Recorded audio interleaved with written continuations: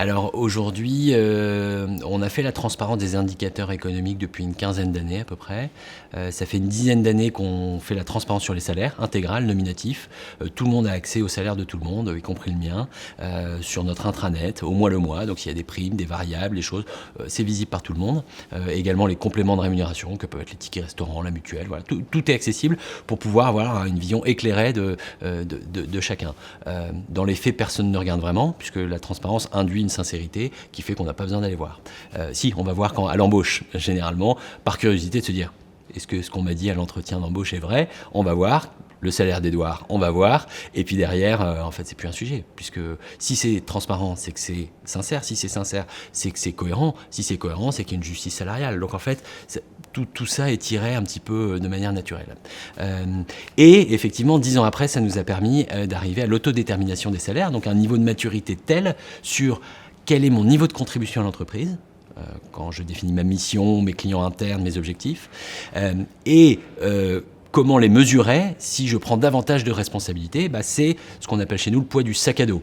Je prends des responsabilités, mon sac à dos s'alourdit, je peux prétendre à une rémunération supplémentaire. Et bon, on va l'expliquer ça. Je prétends à une rémunération supplémentaire parce que j'ai pris ça comme responsabilité. Et donc on va l'écrire.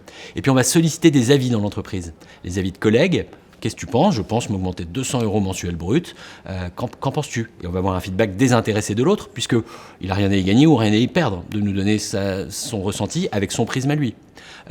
Et on va avoir un comité de rémunération qui va également donner son avis consultatif à cette demande de rémunération. Et qui va se mouiller, de dire non, 200, ça me paraît pas pertinent, plutôt 100 ou plutôt 300. Régulièrement, le Corem propose une rémunération au-dessus. Et puis, sur base de son avis sur lui-même, sur base de l'avis des collègues et de ce comité de rémunération, le collaborateur va pouvoir choisir lui-même à la fin le montant de l'augmentation définitive. Et toute cette séquence, en fait, est publiée et transparente. Donc chacun saura combien demandait le collaborateur, qu'est-ce qui lui a été dit par les collègues, qu'est-ce qui lui a été dit par le comité de rémunération et quel choix final il a fait. Et donc ça oblige à pas être opportuniste ou à pas profiter du système. Si c'est pas sincère, si c'est pas légitime, cette rémunération va être très mal perçue par le collectif. Et là, attention à la pérennité de la collaboration.